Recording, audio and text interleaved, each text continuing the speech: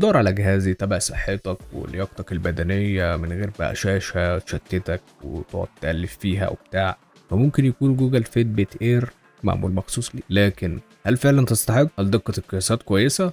هل يقدر ينافس ووب وابل ووت؟ انا استخدمتها لمدة 15 يوم وجاي انقل لك التجربة كاملة، نوم لجيم لرياضة المشي حتى الايام اللي ما بعملش فيها اي حاجة. الفيديو ده تاخد التجربة اللي فعلا تديك القرار الصح، تجيبها ولا توفر فلوسك.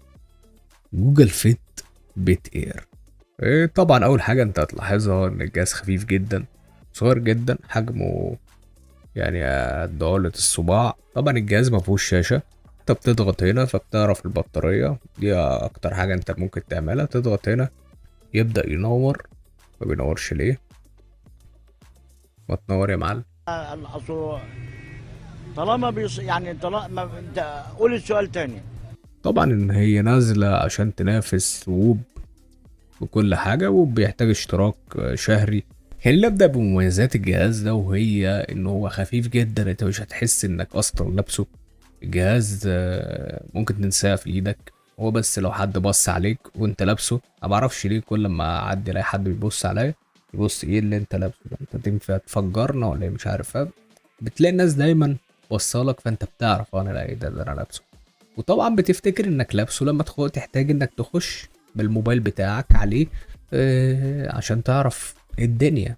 ميزة كبيرة طبعا في الابليكيشن اللي هو بيجمع لك فيه كل حاجة زي ما انت شايفها قدامك. هتلاقي اللي هو بيعرض لك ضربات القلب، بيعرض لك مشيت كام خطوة، بيعرض لك الأكل اللي حرقت كام كالوري، نومك، عدد ساعات نومك، نمت خفيف عميق، وبيحسبها بشكل يعني دقيق بنسبة 99%. طبعا بيحسب لك مدة التمرين.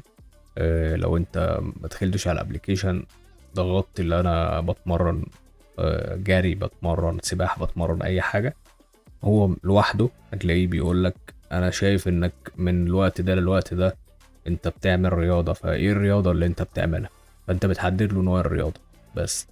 فالموضوع ده كان سهل عليا حاجات كتير، اللي انا اعرف انا لعبت قد ايه رياضة لو انا مش بحسبها، واعرف حرقت كام سعرة وبيحسبها لك، وبتعرف في الوقت ده ضربات قلبك كانت عالية ولا لا. ولو في مشكلة اللي هو بيعلى ضربات القلب، فهو بيوجهك، بيقول لك اللي فيه مشكلة، انت لازم تبقى عارف ايه الحل. طبعا اكبر ميزة بالنسبة لي وهي البطارية. البطارية جميلة جدا، ممكن تقعد معاك اسبوع. أه حرفيا بتتشحن في ربع ساعة.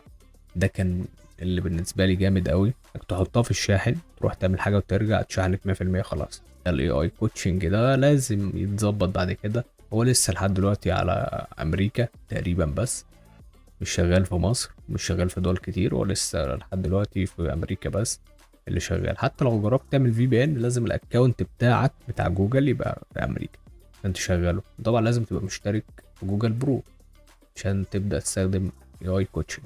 وظيفه الاي اي كوتشنج اللي هو يقول لك تعمل ايه. يعني انا دلوقتي نومي، هو شايف نومي، وهو شايف اكلي، وهو شايف بحرق ازاي، وشايف رياضتي، وشايف خطواتي، وشايف كل حاجه من الابليكيشن. فهو بيديك بقى نصايح تحسن ده ازاي، احسن الرياضه ازاي، احسن اكلي ازاي، احسن نومي ازاي، كل حاجه. التوتر ازاي اقضي على التوتر، هو في قائمه جوه الابليكيشن ازاي تقضي على التوتر، هو شويه الاستشفاء، في شويه فيديوهات موجوده على الابليكيشن برضو كويسه جدا.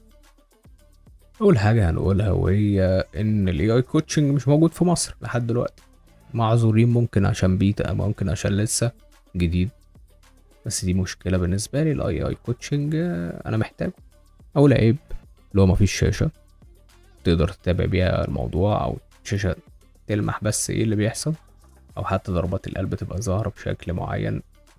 تاني عيب وهو الاستراب الاصلي اللي جاي معاه مش كويس، مش كويس للرياضه، مع ان هو مفروض جهاز معمول رياضه بشكل خفيف، لكن هو مش معمول رياضه. الاستراب اللي جاي معاه لو عرقت خلاص كده هو بيبقى مبلول حرفيا، فانت بتحتاج تسيبه ينشف. التطبيق برضه لسه محتاج تطوير، دي ممكن تبقى العيوب الرخمة بالنسبة لي. والعيب الأكبر اللي هو نزل في مصر بسعر ضعفين سعره اللي موجود، مع ان ده يعني جهاز خفيف، يعني المفروض اللي هو مش عليه ضريبة زي الموبايل. انت المفروض ما تنزلوش بالسعر. لقينا واحد منزله ب 12,000، وواحد تاني منزله ب11، واحد تاني منزله ب8، واحد تاني منزله ب9. طب يا جماعة ما هو سعره جديد ب5000، هو ب99 دولار، هو ب5000 جنيه مصري. طب انا دلوقتي هتقول في ضرايب وفي شحن ومش عارف ايه، ما يوصلش الرقم ده، اخره 6000 جنيه زي ما انا طلبته من امازون. جاي بسأل على الاستراب بتاعه، هو مفيش استراب لان هو لسه جديد. المشكله طبعا مفيش استرابات متوفره اللي انا بدل الاستراب ده لانه بيعرق جدا في الرياضه، وبيبقى مبلول. فقلت اشوف سيليكون، لقيته ناس عارضه على السيليكون ب 900 جنيه. يا جماعه واحنا بقينا بنبيع ايه؟ انتوا بتبيعوا ايه هنا عندكم؟ ب 900 جنيه استراب ده، استراب اللي هي للبلاستيك اللي هو يتعمل من السيليكون 900 جنيه. فانا دخلت على الاكسبريس طلبته ب3 دولار، يعني 150 جنيه بالشحن. والله بالشحن جبت 3، دافع فيهم حوالي 8 دولار. جبت 3 منهم تاجر مختلف لواحد، يعني واحد استراب مختلف من تاجر واتنين من تاجر تاني. ده خد نص دولار شحن، وده خد مش عارف كام دولار، اقل من كام سنت شحن، يعني اقل من 20 جنيه، اقسم بالله. فانا مستغرب الناس اللي بتحاول تكسب من اي بتنجان مقلي. بس كده، اتمنى بقى افدتك باي حاجه، ما تنساش اللايك. اتمنى الفيديو يبقى مفيد ليكو، واتمنى تبقى استفدت وتاخد القرار الصح. انت لو معاك ابل ووتش فانت مش محتاج تجيب اي نوع ابل ووتش، انت مش محتاج تجيبه. انت منزل برنامج يا عم يحسب سعراتك وامورك طيبه يعني. نزل برنامج يحسب السعرات والتوتر والحاجات دي، اي برنامج ميتيفي